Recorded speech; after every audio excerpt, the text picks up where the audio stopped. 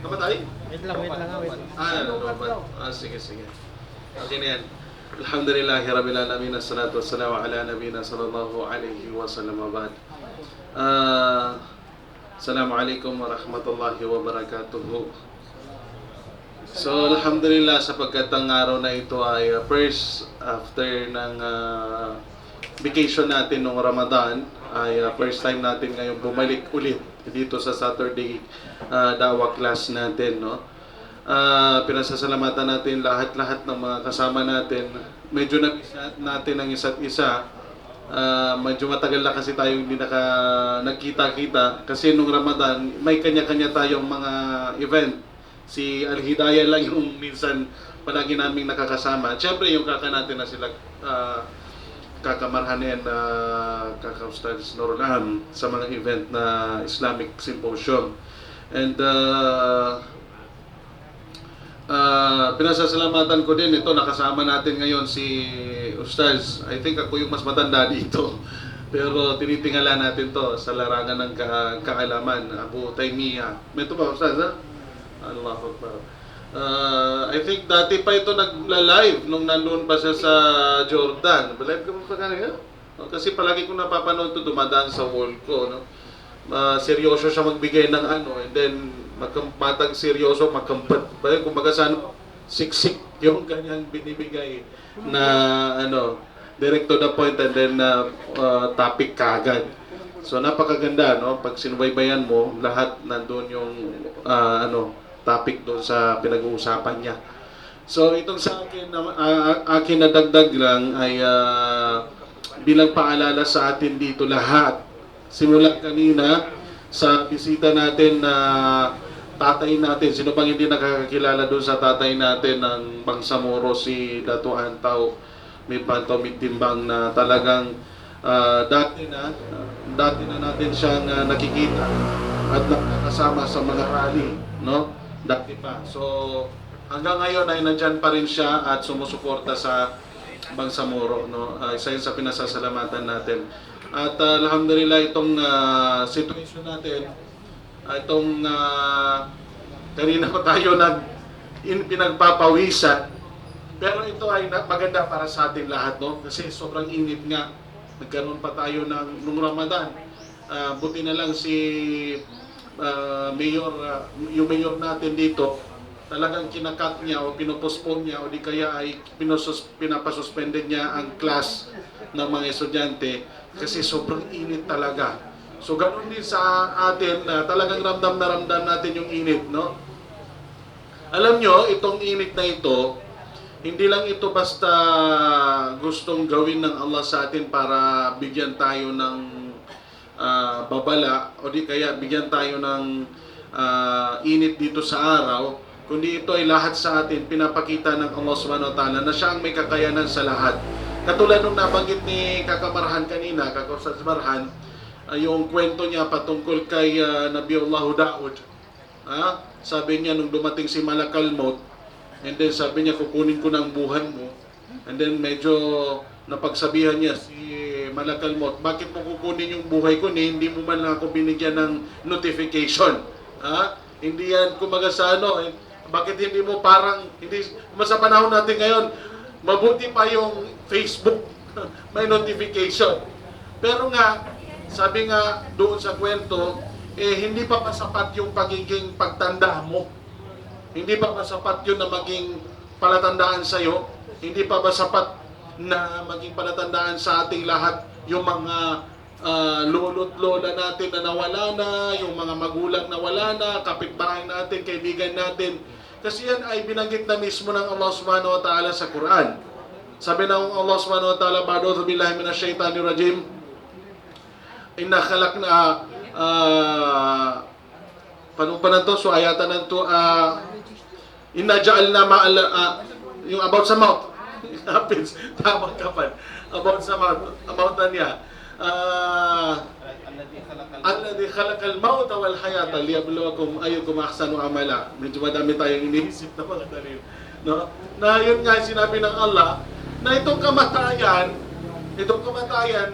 ilan sa mga purpose nito, yung pinaka-point na purpose nito, na nakikita natin halos araw-araw, na ito ay paalala sa inyong lahat, paalala sa ating lahat na para makita ng Allah na kung sino ba yung may pinakamagandang ginagawa dito sa mundo.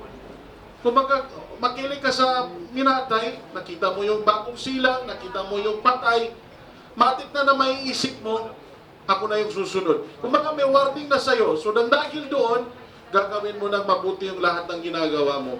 So pag may nakita tayo, araw-araw natin dinadaanan yung mga sementeryo, araw-araw natin naririnig sa balita may namamatay, lahat na. Bilang warning sa atin. Pero may nagbabago na ba sa atin? So warning na yan. Kung notification na yan, wala na tayong palusot sa Allah. Na bakit namatay ako ng biglaan? Kasi dami ng notification sa atin. So, attack and destroy. So, bilang dagdag dito, itong init ng araw, tandaan natin, ito ay notification din sa atin. Ito ay notification sa atin ng Allah.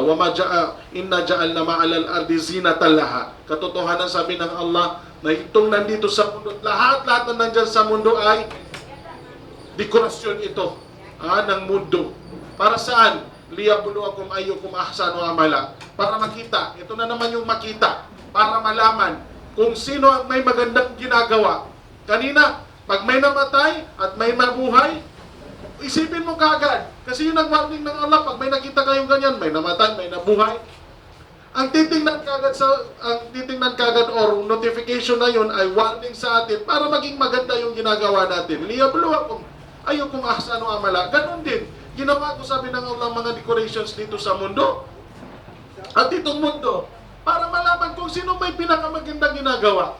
Hindi dito pagkatalima certification. Ang tanong, gumaganda pa ba yung ginagawa natin o patuloy pa rin tayo sa walang katuturan na ginagawa? Tabiabo na madakil igelaita sa concert na niya, concert ng pagtandang sa darutan ni kapatsangaran niya sa selos, nanginakanaklitonin. So, symposium na. Na-warning ba niya sa nakita na natin, tayo na yung susunod. Pero hindi pa rin natin kinukuha yung warning na yun. Naniya, pero mo galing na media na ng mga kakatanong niya, Apesaki, umabot na ng nasa almost 600,000 views yung ko, pero pag tinignan mo yung comments, sagkanood na ng mga ustads. Grabe kayo magtuligsa. Bakit hindi nyo na napabayaan si Shaira? Inulit namin, hindi po namin tinutuligsa si Shaira. Kundi yung ginagawa niya na mali. Kahit sino pa yung mga gumagawa nun, tinutuligsa pa rin natin yung ginagawa ganun kasi anti-doon, taliwas yun sa turo ng Quran at ng Hadith. And ever since, hindi po yan bago sa aming mga bibig na pagka may nakita tayo na mali, magsabi tayo. Kaya wag niyo pong sisihin yung mga ustads. Kasi pag nagipag-usap kami, o nagbigay kami ng topic, hindi po yan patama, kundi para i-correct po tayong lahat. Kahit mismo sarili namin, pinatatamaan din namin.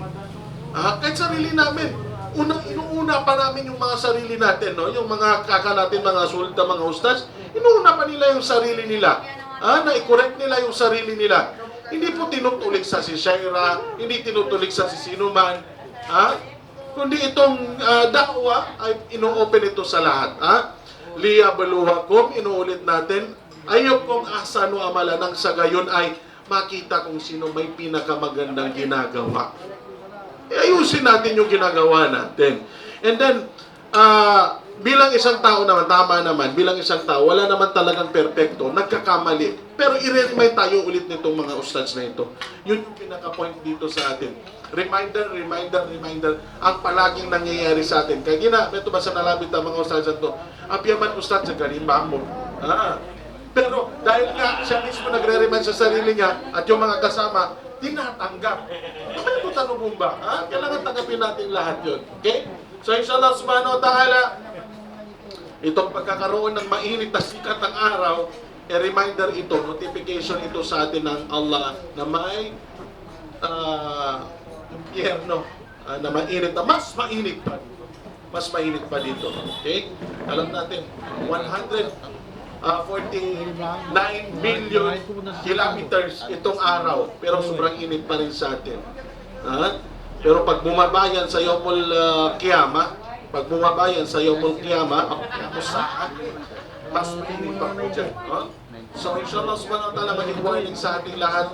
Pinasasalamatan namin yung sponsor natin na RNS dito po sa kay Mr. and Mrs. Bapa Naging Tungkay with his mapagmahal na masarap magluto na auntie ko si Auntie Babay. Gayak Tungkay, so krangit sa kano sa kabagiluto niya sa Nyati ka nga sarapim na pagkan. At yung mga kaka natin ng mga ustad. So siya mo taman nila Kenya. Assalamualaikum warahmatullahi wabarakatuh.